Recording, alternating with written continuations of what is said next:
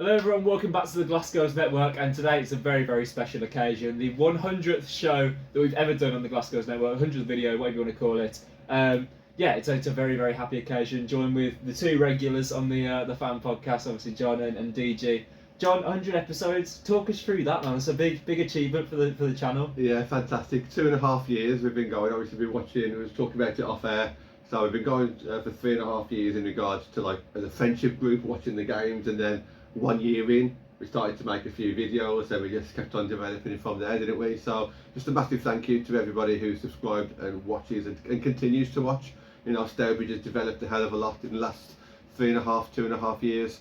That means our shows have kind of developed as well in different ways, but people still tune in, week out to watch. You know, we still get the same amount of views as we always have done, even though content's changing, even though Stourbridge isn't as popular as maybe it was when Stourbridge was winning the more games. So it's great to see, and what excites me more than anything isn't the selection of people who don't agree with what we do, or don't like what we do, or don't understand what we do. What excites me is the fact that there's at least 100 people, 150 people who do tune in, week out, or month in, month out, whenever we do them. And that's why we do these videos. It's not for the people who don't like the videos, it's for the people who do.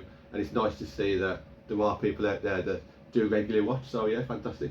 100%. We appreciate all of you watching at home.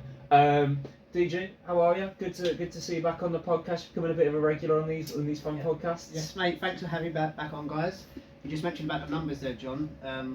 Let's clarify. There's more numbers now since I've joined the podcast. That's not an opinion, that's a fact. Yeah, this is an opinion-based, fan-based, but that's a fact. But yeah, joking aside, yeah, thanks for having me back, guys. 100 episodes is fantastic. Obviously, I do my own podcast, and I'm looking to get to that number as well. So yeah, keep up the good work, and a threesome, and anybody else that comes in as well. You've had other guys in the past, Andrew Wall, big shout out to him, he's normally on this, isn't he? Yeah. A few other guys, but yeah, I'm really enjoying it. It's good to talk about Stourbridge, it's good to talk about a club that doesn't get any sort of limelight, especially in women's football as well. So what I love is the fact that like all we're doing is just talking on these shows, like conversations that we have at the pub or at the War Memorial Ground or over the phone. All we're doing is we're just recording it. So like there's nothing out of the ordinary, and if people disagree with their opinion, that's absolutely fine. We're supposed to disagree with humans. We're not all the same people. You know, if someone says their favourite colour is blue and I say my favourite colour is red, no one's right or wrong, it's just an opinion. So if your favourite player is this person, my favourite player is that person, it's absolutely fine. So, you know, it's okay to disagree. So, you know, get in the comments a little bit more and carry on speaking to us at War Memorial Ground, and messaging us privately if you don't want to go public. You know, just let us know. Oh yeah, I agree with that point, I don't agree with this point because of this reason. It's all about sparking a debate and, you know, really just raising awareness, and it's been fantastic. 100%. Yeah, we love the conversations. Yeah, go for it. just quickly, red is better than blue though. Just saying. Of course Absolutely. Of course it is. Absolutely. Yeah. But yeah, let's kick it off. DG, obviously, we did our little fans reaction on the internet through the cameras. Yeah. But DG, you're yet to speak about the sort of roller coaster we've had last month. Couple of departures. Obviously, the big game, the kiddie game. Talk us through what you saw. Where do we start, lads? Where do we start? I don't know how long we got on here, but yeah, the Kiddie game. I've got to be honest, I was gutted. I've got to be honest. As a Stourbridge fan now, so I don't want to waffle on too much. I don't watch men's football at all now. I've fallen out of love with men's football. So when I meet new people, when I talk to people, you talk about football, and they say to me, who do you support? So I used to be a Fulham season ticket holder for 10 years before I moved to the Midlands. And I'll say, Stourbridge women. And they, no, who do you really support? I said, no, Stourbridge women. I go to the games, I pay my money, I go to the bar, I go and watch the girls. And it's like, oh, okay, that's a bit odd, that's a bit different. That's not odd, it's different. Yeah. So I've fallen in love with this club now. And watching that game, going to that game, the whole build-up, surround it with the ex-players and Andy Fisher, yourself on both sides, doing the social media. I was buzzing. It still winds me up, by the way, when it says about both sides. Yeah. I didn't really use doing the comms, which was fantastic as well, which I heard. But I was really up for it, and it's the only game I've come away from since probably watching Fulham back in the day that I was absolutely upset and gutted. That we didn't win, especially when it's surrounded by it. I'm still not over it yet, but I'm not as bad as I was. I went to work that night and I couldn't stop thinking about the game. But I don't want to keep waffling on about my history and things like that, but just talking about the game quickly, in my opinion, I don't know what you guys, I know you two have done a podcast anyway about it, especially in the second half, I could see the levels of tier 3 and tier 5. And I'm not being disrespectful to Kidderminster. They'll get their props in a minute because they won the game and they've got Blackburn at the weekend. Fair dues to them. But technical ability-wise, the second half, Aid had them playing two-touch football. Aid had them playing, had runners going behind each other. They had them cutting in. They had balls spreading, and to me, it wasn't competitive. But there is no right or wrong way to win a game of football. Kidderminster, once they scored that goal, which was a great goal by the way, we got caught cold. I said that we get caught cold. Yeah. For a second, she put the ball away. Ashton stretched it full length, couldn't get it. But after then, they kind of stopped being competitive and they just humped the ball into our area and let Neil Rogers run about like a blue-ass fly, hoping for the best. But we were, for the optic test, I thought the football was very, very entertaining, very, very good. We just couldn't get the goals in the final third. Kidderminster, you know, to be fair to them, the defence with Levix and a couple of others, they got to that ball just at the end to clear it. They just made the last chance tackle. The goalkeeper made some really good saves. And if it went into extra time, I know it's ifs, buts and maybes, I think we would have gone and scored another maybe one or two goals because we were pushing and pushing and pushing. But that's an if, but and maybe. Penalty shootout come. You know, my girls under 13 side could have won that because you can go anyway. Any team can win it, but fair play to them. But I was gutted. We're out of the cup now, so we can concentrate on the league. We've got Birmingham coming up this weekend. But I was impressed with the players, guys. Impressed with the players, how they were. So the goalkeeper, let me go through the team. So the goalkeeper, Ashton, she replaced fan favourite Harriet Grimshaw. Now, apart from the goal, which she was at full stretch for, she had a couple of half chances to save, but she did, especially the second half, she didn't have a lot to do, so she was quite quiet. Right back, you had Erin Griffiths. I'm doing this from memory, guys, so I'm a proper fan now. First off, yes, she got a yellow card, and who was the player that scored the goal she was up against? Eloise Harris. Now, to me, and I am biased because it's my club, but Erin was getting the better of her. She was having a little bit of a kick at Erin, a little bit of a niggle, and she got booked because she kind of lost the temper. And I think A took her off for that reason. So we've got Harriet out for 2 games. We don't want Erin out as well. But Erin was pushing it up as well. She was linking up with Lizzie Bennett still.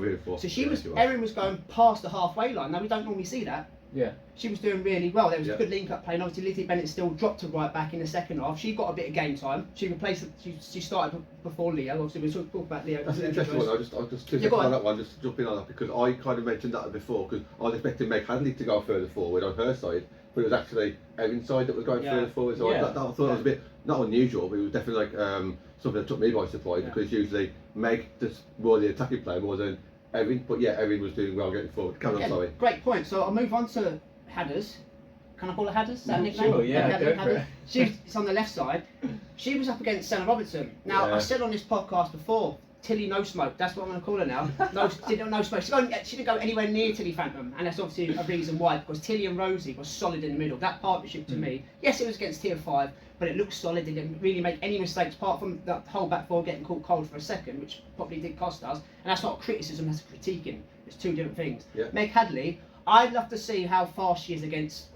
Talk about Clem in a bit against Daisy Clements because she was matching Senna Robertson for pace, and Senna Robertson is fast. Yeah. She's rapid. So she had once again 8 out of 10 always for Meg Hadley. Never lets you down. Demi Walker, yes, she did play it. I'm right. She's the new favourite on Manazu. She's literally just replaced her. She's hard. She's tough. She's strong. Tough tackling. She doesn't give a BS. She just cracks on. Same as Thea. Clerkin. Yeah, great game, I thought. Game. She had good to see her get some game time as well. Just in front, helping Demi out, getting involved, giving the ball to Gwen, letting her do her bits and bats. Obviously, we spoke about Leo. She changed the game when she came on in the second half. Could have probably had about 2 or 3. Rosie Axon up front, so obviously going to speak about the strikers as well, aren't we?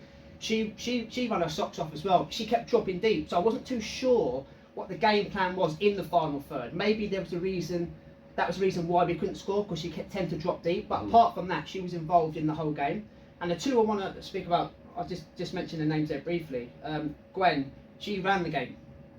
She ran the game on that Wednesday night. I was panicking because I thought the likes of Amber Lawrence and Ellie McGovern would kick her up in the air. Yeah. But if you watch how she played on that Wednesday night, guys, that was like when we saw her in pre-season. Yeah, I saw that. The way her first touch and the way she navigated around to make her own space and went forward and started spraying balls and putting it forward to Rose. It was like a kind of a W formation they was playing up front. Yeah. And my missus came to the game. Now I wish she wouldn't, because we always lose when it comes. And even she said, of course, that's Gwen, that one you call Gwen Iniesta. I was like, yeah. She said, you see what she's doing? She's looking to spray the ball. And my missus don't know nothing about football. Yeah. And she could see what they were doing. Mm. But I'm gonna have to have a cup of coffee in a minute because I can't stop talking. But lastly, obviously, I sponsor Daisy Clements on the Rope Boxing Podcast. Go and jump in there, guys. That's a fantastic boxing podcast. But I want to know from you two guys, how many blades of grass did she cover that night? Yeah. She ran from Yeah, the she goal to the both wings to the middle. She was literally everywhere. She ran her socks off. She did. She must be the most physically fit player in that club. I know she does other things. Yeah, I mean, yeah. she does like cross country and marathons and all that Yeah. sort of thing. But she ran her heart out, whether it's for the fans, for her dad, for the club. She was magnificent. And I don't think it's any coincidence that Data came into her own more in that last 30 minutes or so because of her fitness levels. Her fitness And they probably levels are changed things as well. Don't get me wrong. 100%, yeah. However, that's kind of what I was hoping all the way through the game. But yeah, that last half an hour, the fitness levels did show, didn't it? And just to end it, to let you guys have a say on your podcast. John, you made a great point last week when we done our formations. I'm quite old-fashioned in 4-4-2, fast winger, pump it in. When it works, it's beautiful, but at the moment it's not kind of working for us. Obviously, the formation Aid's playing, but Daisy was cutting from the left-hand side into the right and going through the middle. That's how the sun goes. Right. Starts on left, shoots to the right. Correct, but you're right. You put her in. Leafield days. You put her in the middle. Mm. You put her in the middle, and I was like, nah, she's a winger for me. But watching her against Kidderminster, because she's fast, because she's got power, she could be a lone striker, you know, because she likes running through the middle. She reminds me now, she's got a bit of the Jamie Vardy's about her. Yeah. Against Yeah. tier 3 teams, Yeah. yes, It's different, isn't it? it is different. However, if she was able to stay on side as a Yeah. lone striker in tier 3 against Forest, Wolves, all those other top Burnley, against their back four, she's got the beating of anybody. Mhm. She is rapid. So it makes sense. I might, if we was doing the formations again, guys, I might take Daisy out the left and I might put her up front, you know, as a single striker or somebody playing off her. Yeah. Because Yeah. she constantly likes to run inside and run down the middle and take a strike. Yeah. So yeah, very pleased with the Kidderminster game. Gutted about the result, ladies and gentlemen, and fair play to Andy Fisher and the team because there's no right or wrong way to play football. You've got the job done, and I wish you luck against Blackburn. And yeah, take it away.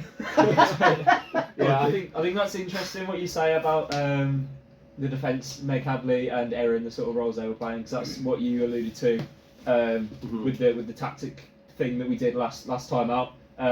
Sort of one of them go in, the others sitting back, and then again, I guess the idea would have been that Erin was potentially going to be more of a surprise attacking threat than Meg. Yeah. Obviously, Andy Fisher, there's not many managers that know Meg Hadley better than Andy Fisher, so he would have planned for that, I presume. Yeah. So to throw in Erin doing what she did down that right hand side, I guess putting a few curveballs, and Fisher said himself, a few curveballs were thrown in by Aid. So yeah, it's really interesting how that sort of matched up tactically with obviously what we said and what we saw on the night, isn't it? Yeah, absolutely. Yeah, I can't really say much more than what obviously you just said and what we've already said already. So we don't have to go over old ground, but there was definitely plus points mainly in the second half. I mean, the first half, I do think that Kiddie was a better team. And I appreciate what you're saying in regards to. Go on.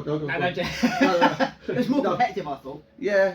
First up, until they scored. Yeah, it was. And I thought they would happen to hold on for the 1-0 lead. Yeah. That's what I saw from the optic test. Yeah. Go on, Keith. No, yeah, I agree. But yeah, should we move on to our second bit of news? The goal scorer from that night, Leo Joyce, departs the club. Obviously, again, me and John have already spoken about this. If you want to go and check that out, see the last video. But yeah, DG, a big loss for Stourbridge. People are going to get fed up my voice, aren't they? We've had I'll be duck up. Don't worry. I spoke to John straight after the game the next day because I went to work after the match, sort of sulking as I was because we lost. And we were talking, and you did put something in a message. Obviously, she put it on social media that she left, and I didn't realise until a bit later. And I don't know her personally. I wished her good luck on social media. I wish her all the best. I wish she stayed with us because she was coming into her own. It's a shock. It's the only way I can describe it. Why she left? Is it because of the manager? Is it because of the players? Does she know she's obviously gone to Bouldermere? Does she know those players more? Is it the travel? Is it the money? All sorts of different factors why she's moved from Stourbridge to a Tier 4 team. I know she's still young. A time will come again in Tier 3. I get that, but I said it about Mill Rogers and I said it about Sophie Levix that have moved into different tiers.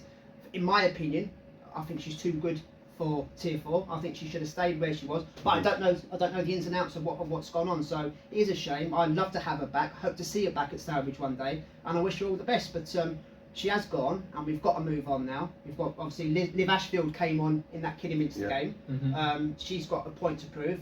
Catherine Pagan, who you put out on the left, and maybe a hidden link. You know, and it was good to see as well that Kidderminster game, guys. But obviously we're talking about Leo.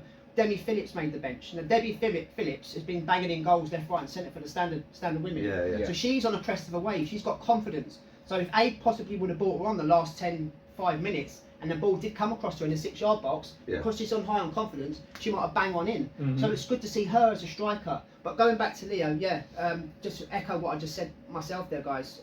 I'm gutted she's gone because she was turned into a little bit of a fan favourite along with Harriet Grimshaw and Tilly Phantom. So yeah.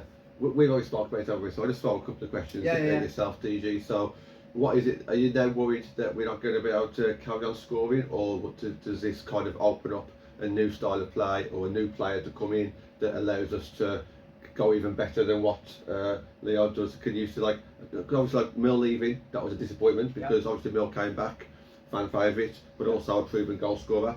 Not necessarily at Tier 3, but you know, she was a proven goal scorer, especially for Stourbridge. However, we kind of was okay with that because our front three are still very good. Another player in there has gone, so are you kind of worried where the goals are going to come from, or do you think this opens up another avenue that maybe we haven't seen yet? Open up another avenue, I think. I just mentioned there about Daisy Clements, but that's just my opinion of where I think she might be a bit better off. We've obviously got Freya Clark to come back. I think she's due back in January. I think she'll be back for the whole game. We've got Rosie, who's not proven yet. I just said she was playing quite deep, but the effort was there from her. She was running around the pitch, trying to make things happen. Yeah. Again, we've got strikers. He's brought players in. He's brought 20-odd players in. You said it again last week, mate. He can't create a legacy in 4 months. He's still working. He's still building. That style of play. Anybody's moaning about that style of play, that's fine. But if you didn't enjoy the way they played against Kidderminster, I don't know what you want. Because if you're happy for someone to just boot it into the other opposition's half and hope for the best, they're going to moan about that. Oh, he's got no idea. I like that. It's the final At least it's the proper players. And you can't. I don't think you can necessarily do that against Tier 3 teams because the higher player ones. But the way we played against Kiddie, the same way as we played against Bolby at the start of the season. I never saw the Halifax game, so I can't really comment on that one. But that is his style of play, and we said this all the way through. Bolby was the first time we really saw it. Well, pre-season was the first time we saw it. And Kiddie, and go back to what we said before the Kiddie game when we was here, that's kind of what I expected to see throughout the whole game, because against a Tier 5 side, a very, very good Tier 5 side, you could argue a Tier 4 side, it's still achievable to play that kind of way. The way you described it is exactly what you kind of expect to see. It's just a shame that obviously Tier 3s and whatever, isn't it, where you're up against. But he did say when he first came here, didn't he? He was going to implement his style of exciting football. Whether you find that exciting, I like it. Two-touch football. Again, it's a debate. It's against Tier 5 teams. But when we play the Halifaxes, the Cowsers, the Hulls, I don't care what anybody says, we were better on the whole that day, footballing-wise. They took their 4 chances and we didn't. I don't want to keep going over this old ground, but we've got them again in January. We have to play the same and we have to take our chances. We can play like that. Gwen can run the game like that. So, I'm taking up a lot of your time. So, Kieran, what do you think about a new striker and how he's going to play now Leo's left and bits and bats like that? Yeah, it's interesting. Obviously, it depends who's out there, who wants to join Stourbridge. If we even want to bring anyone new into the fold, I definitely think we've got the personnel to do it. Obviously, you listed a bunch of names there.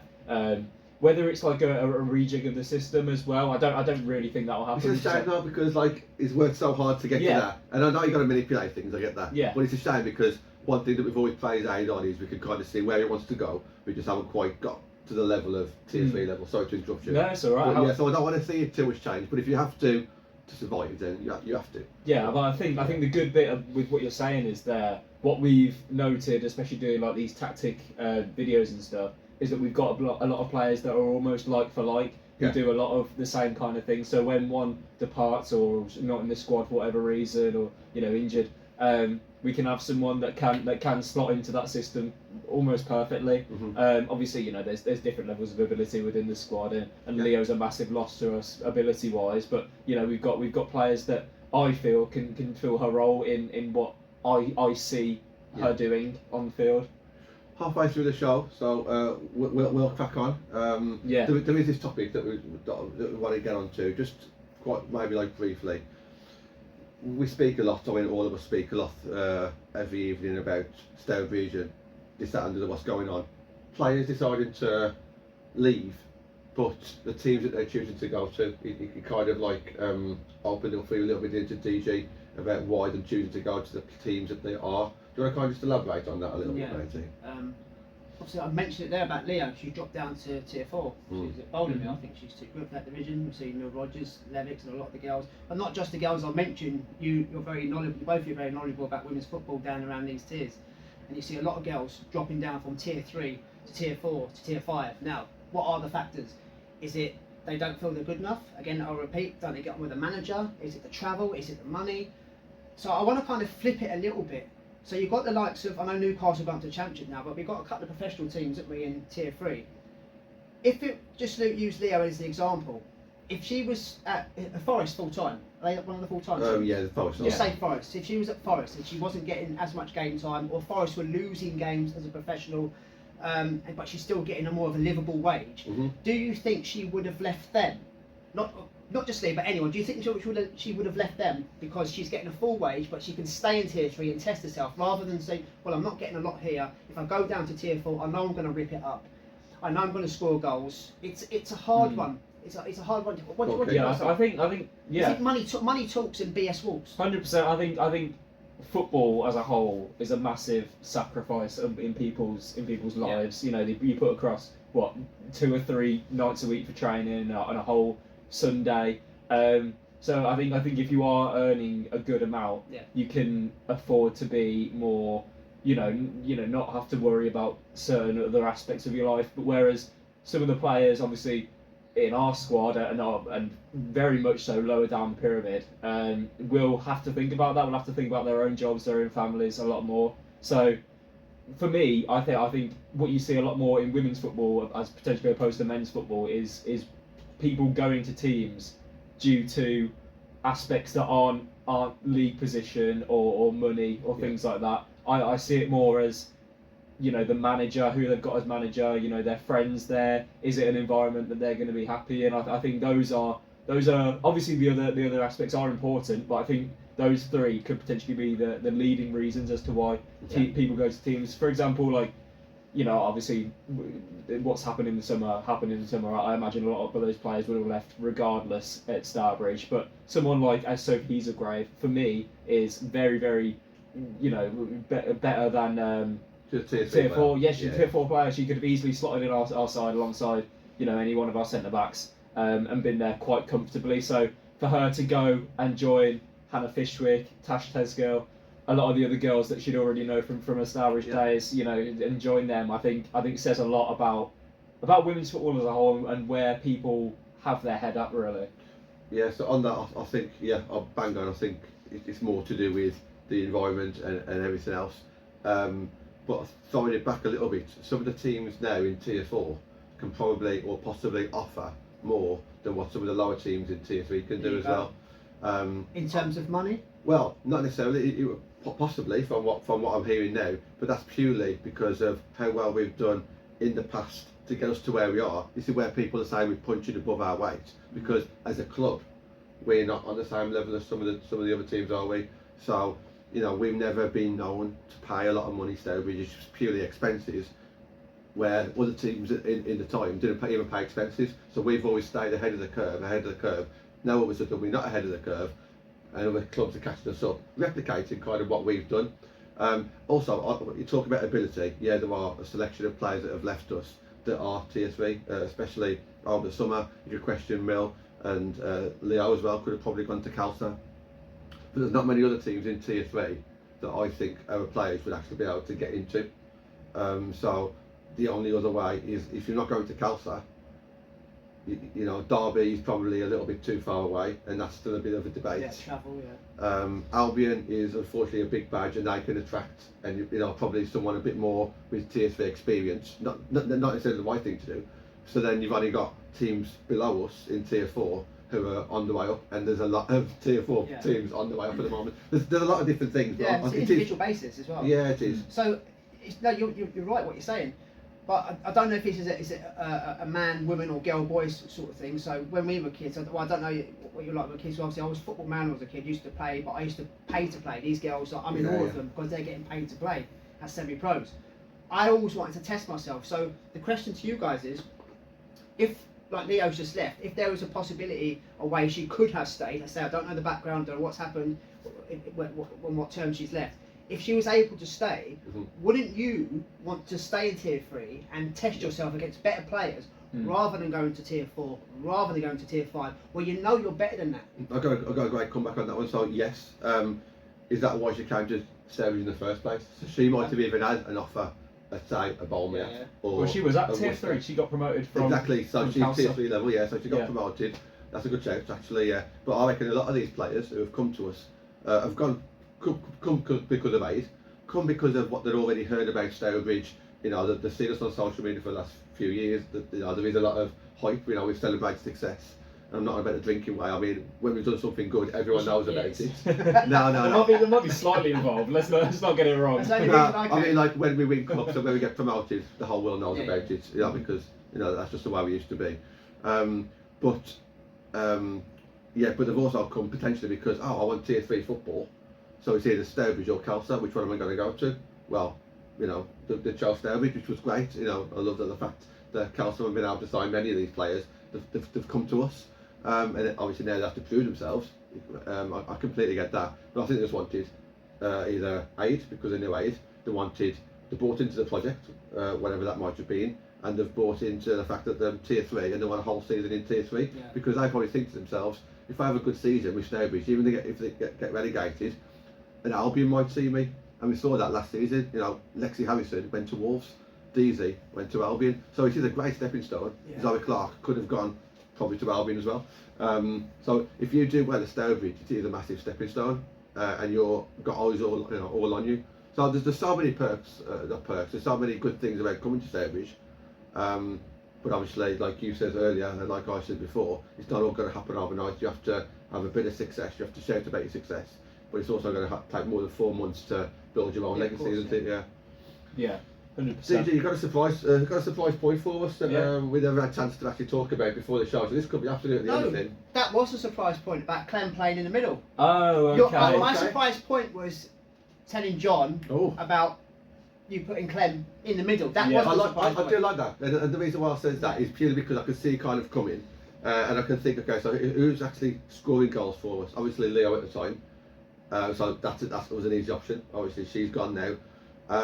Rosie, we've seen come deep. I want to see Rosie up top just to see what she can do. I really want to push to see what she can do. Herself in the box. Yeah, and I get like why she'd be in the middle because she's like quite aggressive. Physical. Yeah, I get that. Well. Yeah, but maybe like you said, Daisy could be the one to run off her, so she can be like that player. And then you got your 2 wingers who are up in the air now, who's going to be either side. But I do like that combination. You know, you got the strong person holding it up, and then you got the fast person to run behind. There is something there, isn't there? But you put Catherine Pagan on the wing. You put her on there for a reason. Well, she's still playing. We haven't seen. So Catherine Pagan's still playing for Venice Borough at the moment. Stourbridge haven't had any games. She's dual signed, so she can still play at Venice Borough, and she is, and she's still scoring and assisting and stuff like that.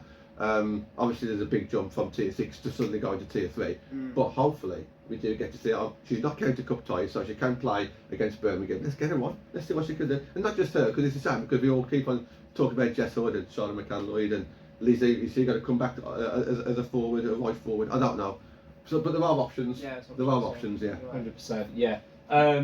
So it is December. It is Christmas, and we've got our little Christmas wish segment. You've seen it on the thumbnail. Yeah, you've seen it all over the thumbnail, I'm sure. John, do you want to kick us off? What is the sort of gist about this? You've come up with this segment. Take it away. It's Christmas. We want a Christmas wish. So I've titled it, "Please consider this." Please consider this. Everyone's thinking, "Oh God, here we go, here we go." No, just 1 wish, 2 wish, 3 wish. So we're just going to go with our top three. So obviously one wish each.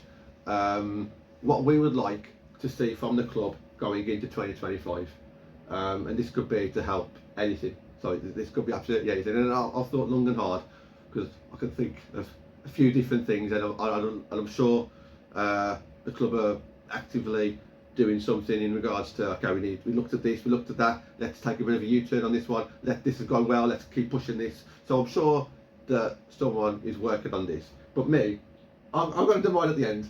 Kieran, you start. What is your one wish for the club? Yeah, I mean, I haven't had a massive amount of time to think about this. I've only just started thinking about it really. But it's almost a wish to, I guess, the girls playing, to make the most out of the little wins and moments and you know, yes. positive parts of you know the season to come, because you know let's be honest, it's not been an overly positive season so far. I'd probably say we've had more negatives than positives so far this season. So we need to change that. We need to get on a positive mentality, and you know, is the reason why some of these girls is the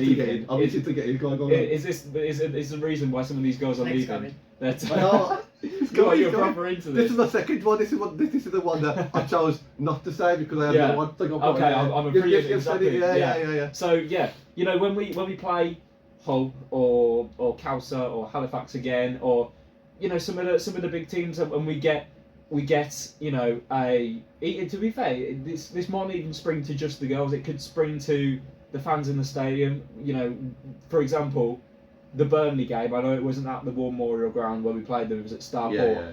When if for example though, if it was when we go into half time 1-0 up, let's be buzzing. Let's make sure that everyone in that stadium is absolutely buzzing.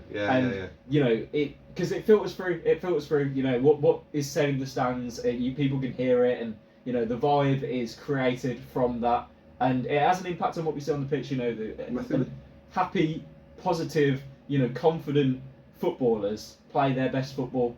So for me, you know, going into the games, even if it's stuff that they do in training and it's cool, it's good. You know, be happy about it, celebrate. This is why I celebrate success, not just like celebrate success in regards to drinking. Yeah. So if something happens, shout about it. 100%. You know, honestly, you know, we shouldn't hear the last of like Daisy Clements won the goal, or when Leonie Joyce scored a double, or anything. Let's shout about it more. And this is, sorry to cut you off, but this was going to be my point until I thought about my other point. Give the players and the coach and the managers and the club, the fans, the Tier 3 experience that I think that they deserve and that everyone deserves.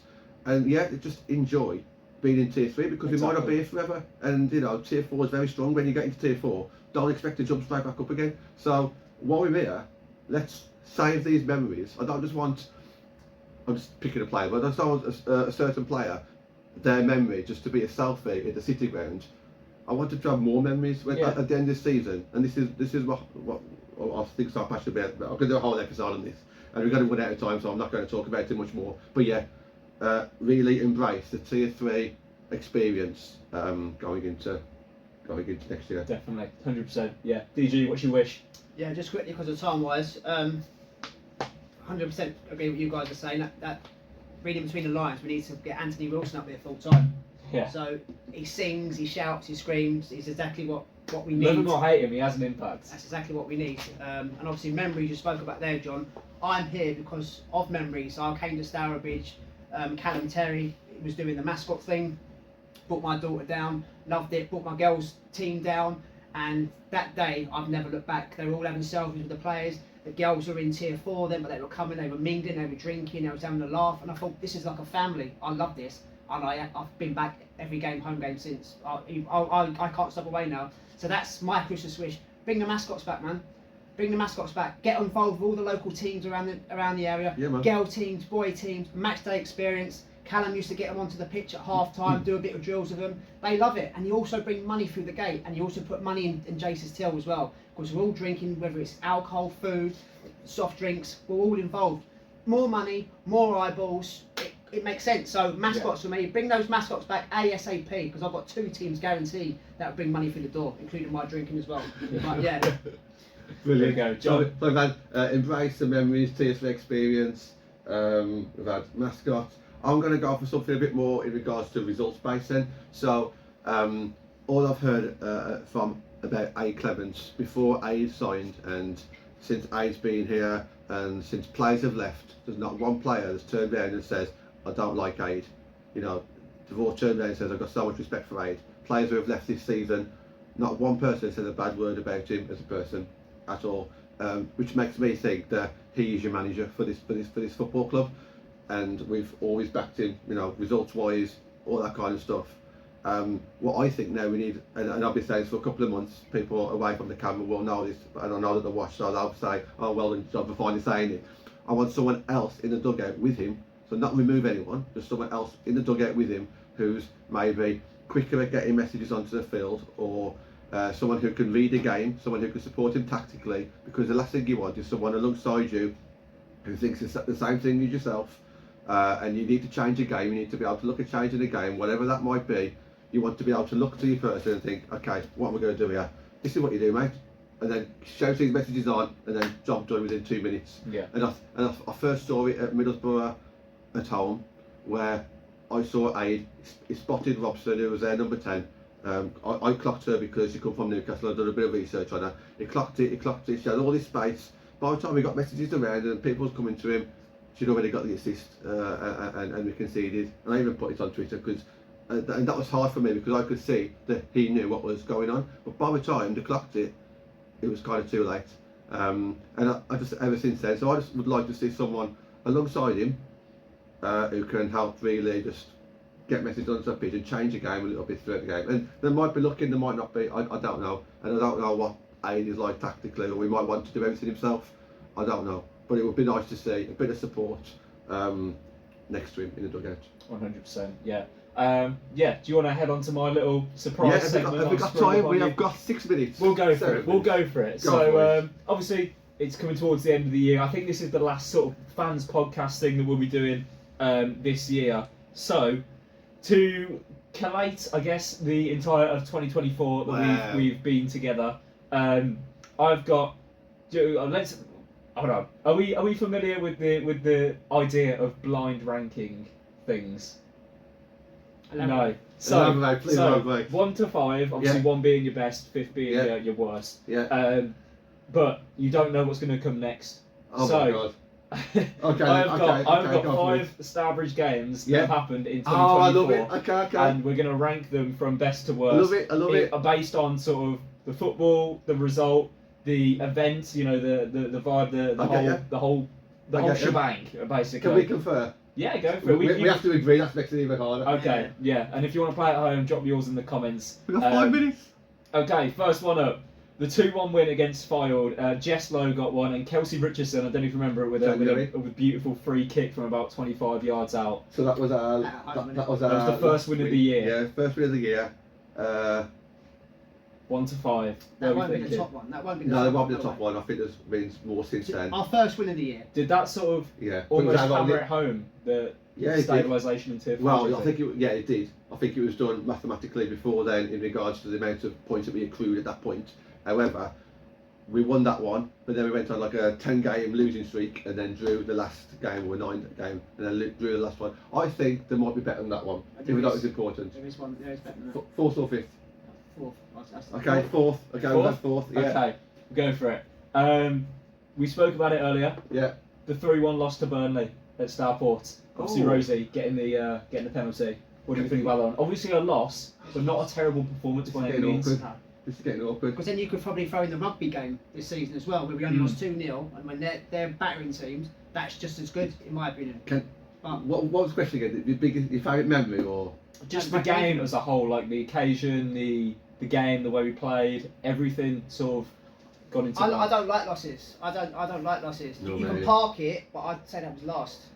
Yeah, so would I. Because 4 and 5 it's the best moments. I know it's the best to last. No, that's fine. Best to Okay. last. Oh god, come on. We've got 1, 2, 3 left.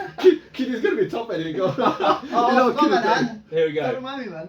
Third, the 2-1 win against Sporting Kausa. Daisy Clements and Gwen getting the goal. Yeah. What do we think? Yeah, that's up there. Is that the best moment so far? Because we won the game. I think so. of the year. Well, we 2024. talk about wins and losses. We drew against Huddersfield away, which was a very memorable moment, and we won against Foyles. That's our only ones last Like the season. Wolves game, West Brom game down here. You haven't mentioned that yet, is it? That was last year. last year. Oh, was that 2023? I think so. Yeah. Yeah. Yeah. You haven't got that written down then, have you? So, fair Is enough. that one or two? I reckon. Calster. Two. There's got to be something else. Okay. Of course, we stayed up last year, so there's got to be another moment somewhere. Yeah. Okay. I agree. Okay. Potentially, this is the It's one. blind. Then. It's blind. Obviously, I don't think any of you guys were actually there, but just I guess for what it means, the 3-0 win against Halifax, Leo getting 2, and Sean McCann-Lloyd with an absolute wonder goal. Oh. What do we think? So our first win this season. Yes, it could have been. So that was to it? me, Yeah. that would trump the Burnley game. It's got to. Oh yes, guys. We've only got position 1 and 3 left. I'll say 3 then. 3 then. Oh, here we go. Oh, Those are This the has got to be a- moments. I If guess- you say Kieran wins the game, I'm walking out.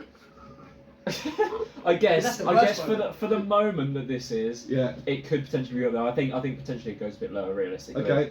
The 3-3 draw with Huddersfield last day of the season. Yeah. Oh, you Zoe know what Clark getting a though? goal, Change Nick it, Murphy John, getting a change- goal, change and that. Faber getting Yeah. a goal. Change one of them, John. Yeah, I think as a I think- memory though for the Let's season. give you one change. Let's give you one Yeah. change that you're allowed to do. Where would you? Where would you put? Because Okay, I've then. put them all in, didn't I?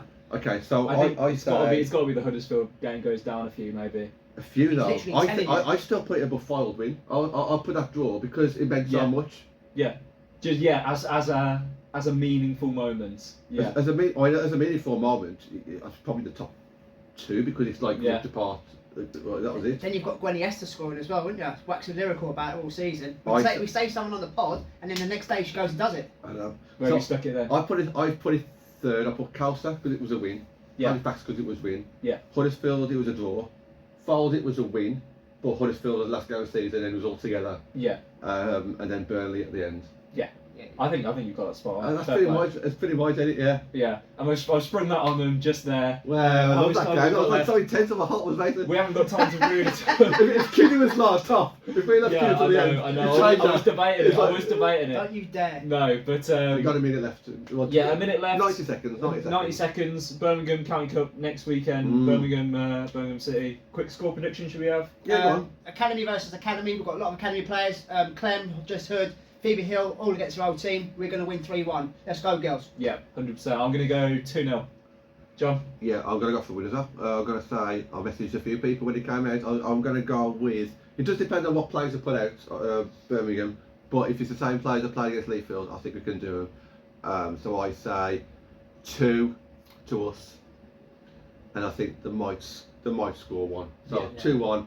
2-1 to 2-1. Sarah. There we And go. they ain't going to Sarah. want none of that Tilly Phantom smoke. Exactly, no one They'll be wants watching that. this and put it out on their page. Yeah, 100%. But yeah, thank you for watching. We've got literally a few seconds left. But yeah, thank you for 100 episodes as well. Thank you for your support. Make sure you're liking and subscribing, and we'll see you later. Bye. Thank you.